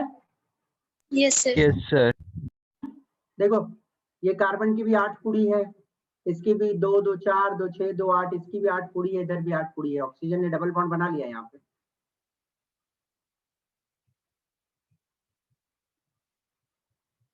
क्लियर? तो ये सारे स्ट्रक्चर है। कुछ घर में आप लोग ट्राई देते रहना, कुछ स्ट्रक्चर्स को बनाते रहना, ठीक है ना। कुछ स्ट्रक्चर आप लोग बनाओगे तो आप लोग को अच्छे से समझ आएगी, और कॉम्प्लेक्स स्ट्रक्चर कुछ समय के साथ बनाएंगे। बट अब देखो, कहानी ये है, अच्छा अभी थोड़ा देर लेक्चर चलेगा और चलेगा, इसको मैं कंप्लीट ही कर देता हूँ। देखो लुइस का कहानी अब ये है कि लुइस इज ऑलवेज नॉट कि भैया लुइस तो भगवान नहीं है ना, लुइस बोल दिया कि यही रूल दुनिया में चलेगा तो यही रूल फॉलो करना है। हम लोग भी लाइफ में कुछ रूल्स बनाते हैं तो उस रूल से मैक्सिमम चीज फॉलो हो जाती है, बट हर जगह वो चीज फॉलो नहीं होती, कुछ जगह थोड़ा स्पेशल दिमाग लगाना पड़ जाता है।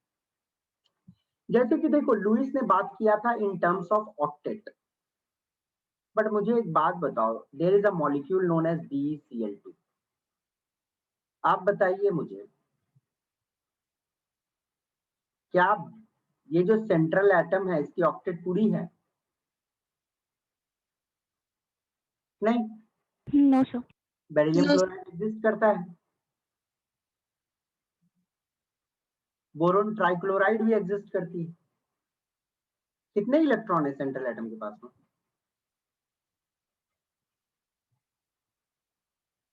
6 ना? Yes, sir.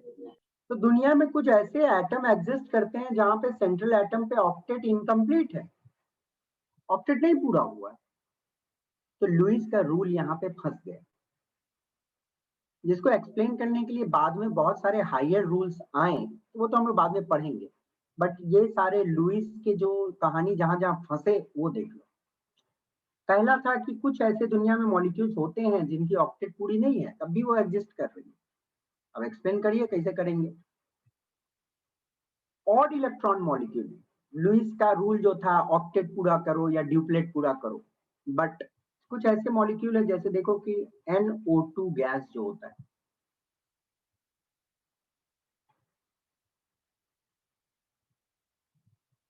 देखो NO2 के पास 5 इलेक्ट्रॉन होते हैं आउटर मोस्ट में, तो डबल बॉन्ड चलो वो ऑक्सीजन के साथ बना लिया, तो दोनों ऑक्सीजन को तो खुश कर दिया, बट एक एक्स्ट्रा इलेक्ट्रॉन तो बच गई इसके पास,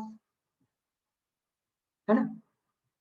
तो NO2 एक बड़ा इंपॉर्टेंट गैस है, नाइट्रोजन डाइऑक्साइड जो रेडिश ब्राउन होती है, इट्स रेडिश ब्राउन।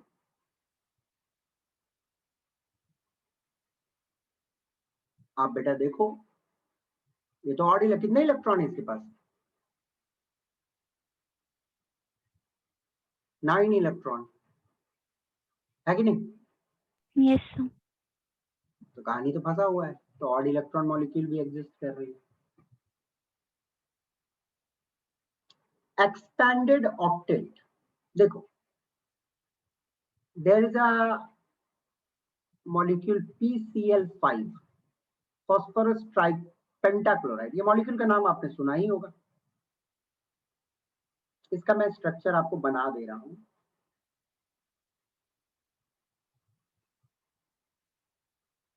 अब बता तो बेटा सेंट्रल एटम के पास कितने इलेक्ट्रॉन है? 5। हाँ 5 है। हाँ 10। 10. 10, 10 इलेक्ट्रॉन ये क्या मतलब है? तो 5 बैलेंस इलेक्ट्रॉन बोलती। हाँ it's okay, but total electron हम लोग बोल रहे हैं 10 इलेक्ट्रॉन है, तो 10 इलेक्ट्रॉन नहीं होना चाहिए, तो इसके पास कितना होना चाहिए? ऑक्टेट होना चाहिए। SF6 सल्फर हेक्साफ्लोराइड,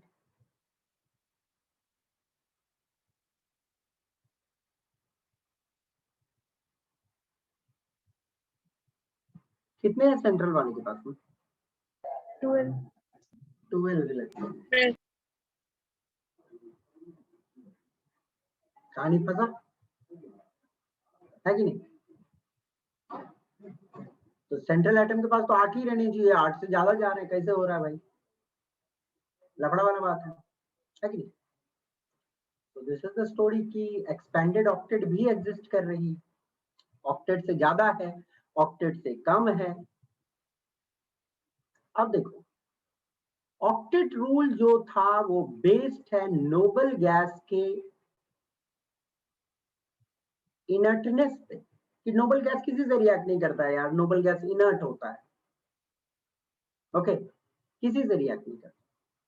बट आपको मालूम है जेनॉन के कुछ कंपाउंड होते हैं XeF4, XeO2F2, इन सब के स्ट्रक्चर आप लोग पढ़ोगे इसी चैप्टर में, ओके क्रिप्टन भी KrF2।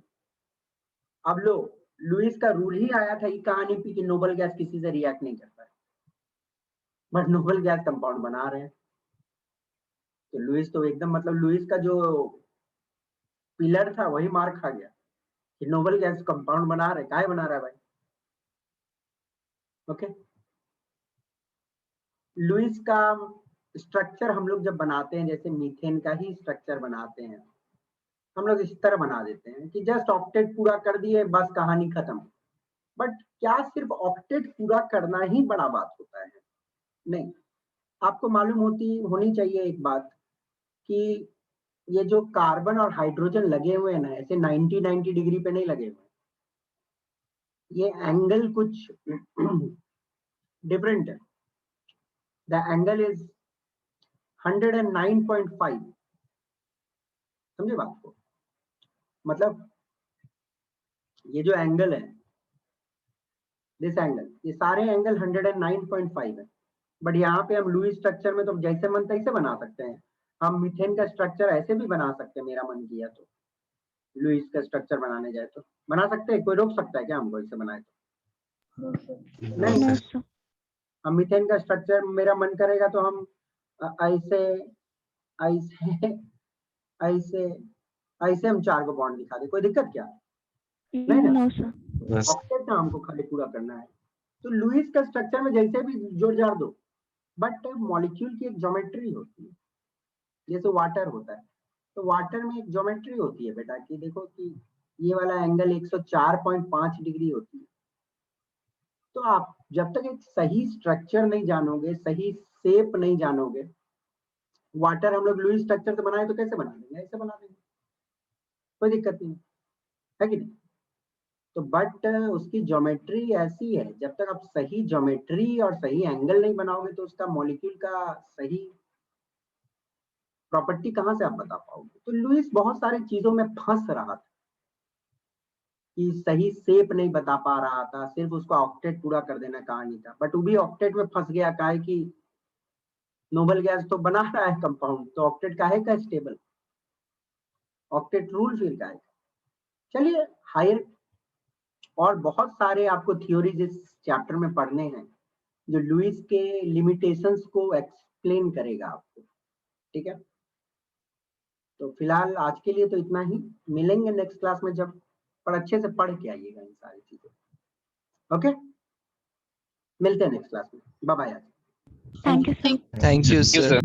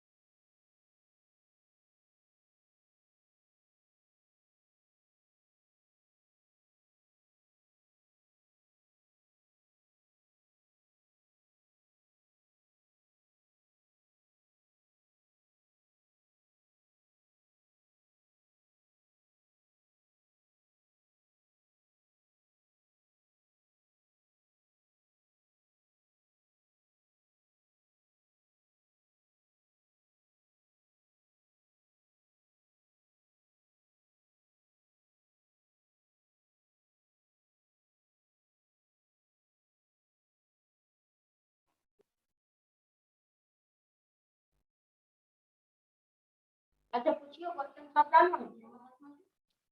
बोलिए। के अपना तंबाकू ये सब छोड़ के चाहिए तो हिंदी कैसे सबसे पहले भारत में कौन पुरस्कार कदम रखे Vasco D gamma Hindi gamma कहाँ पर जाना केरला की काली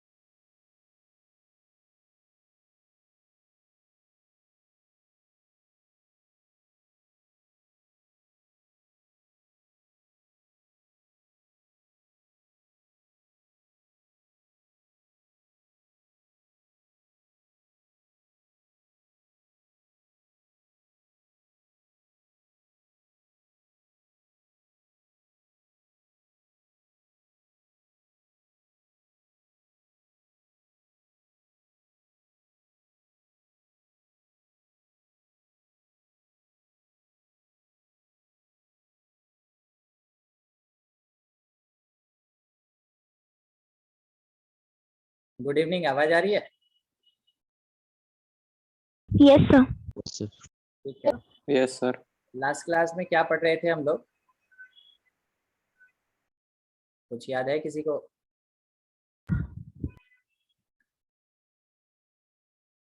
सर एक्सरसाइज 7.1 का 14 तक करने बोले थे। अच्छा ठीक है श्रेया, एक्सरसाइज 7.1 में से कुछ क्वेश्चन बोले थे बना देंगे। तो 7.1 यानी हम लोग शायद कंपाउंड एंगल पढ़ रहे थे, सही है? Yes sir. ठीक है, कंपाउंड एंगल हम लोग पढ़ रहे थे।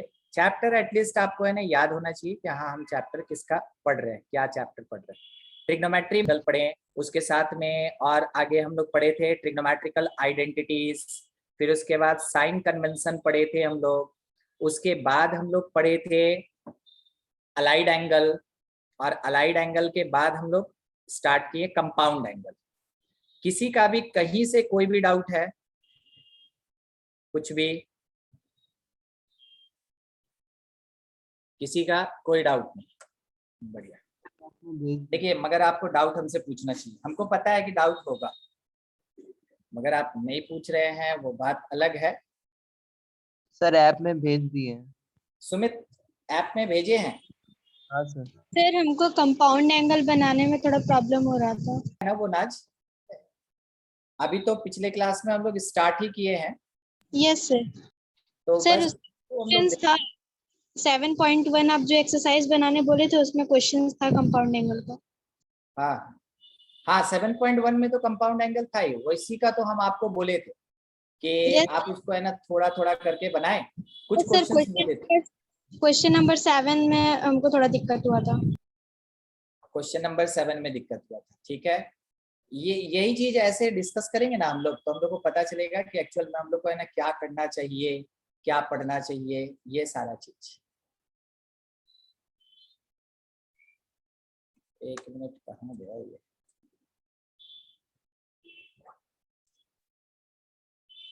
हम अभी सेंटर में ही हैं, सेंटर से ही क्लास ले रहे हैं।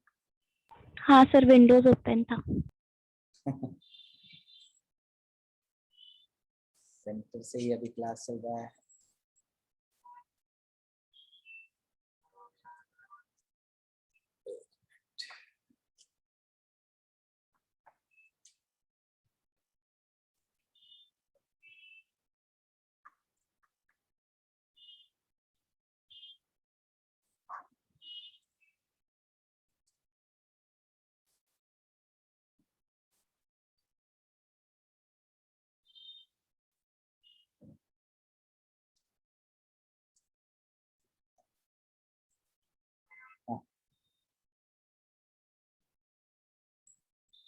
आज तो उसी चैप्टर में रहेंगे नाच, ठीक है। तो जहां जहां आपको दिक्कत हुआ है ना, आप एकदम बोलते चलेंगे, उस समय जब स्टार्ट करेंगे बता देंगे हम आपको। कौन सा क्वेश्चन पूछ रहे थे सुमित? 12 नंबर। हाँ सर 12। ठीक, देखिए ऐप में क्वेश्चन है, क्वेश्चन नंबर 12। उसका एक डाउट है थोड़ा। Sine 60 degree minus theta into cos 30 degree plus theta plus cos 60 degree minus theta into sine 30 degree plus theta, और ये हम लोग को प्रूफ करना है। तो जाने दीजिए, हम लोग देख लेंगे क्या वैल्यू आ रहा है। प्रूफ करने वाली बात थोड़ा दूर। देखिए, क्या आप इस वाले एंगल को ए बोल लें और इसको अगर आप बी बोल लें, तो फिर से आपको ए दिखा और फिर से आपको बी दिखा। ठीक है सुमित? हाँ सर। तो क्या हम इसको साइन ए कॉस बी और plus cos A sine B लिख सकते हैं? कंपाउंड एंगल में फॉर्मूला पढ़े थे, ये साइन ए प्लस बी का फॉर्मूला होता है। Yes sir. ठीक है, कंपाउंड एंगल का अपना ये फर्स्ट फॉर्मूला में ही काउंट होता है। एक्चुअली में 3rd नंबर में था, ठीक है, 3rd फॉर्मूला अपने पास था। एग्जैक्टली वैसे ही जो दिया है, जो मेरे पास क्वेश्चन दिया है, बस आप वैल्यू पुट कर दें। साइन ए के प्लेस पे 60 डिग्री माइनस थीटा और प्लस बी के प्लेस पे 30 डिग्री प्लस थीटा। आप देख रहे हैं माइनस थीटा और प्लस थीटा का कैंसिलेशन 60 प्लस 30 90, यानी साइन 90 का वैल्यू कितना होता है? 1 होता है। बस यही कैलकुलेट करना था। एक ही क्वेश्चन था या 13 भी बताना है? नो सर 12 भी। 12 भी था, ठीक है, 13 बन गया ना। चलो ठीक है, 1 मिनट। हेलो हेलो, हाँ हो गया हो गया, वो आईडी स्टार्ट करने के लिए हम बोल रहे थे तुमको, हो गया। ठीक है, ठीक।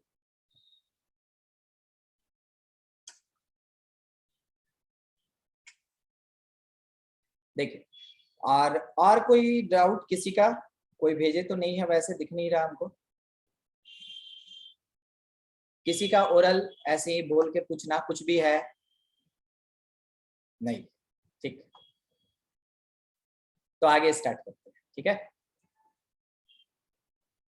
देखिए, हम लोग कंपाउंड एंगल पढ़ रहे थे, कंपाउंड एंगल, ट्रिग्नोमेट्रिकल रेशियोज का।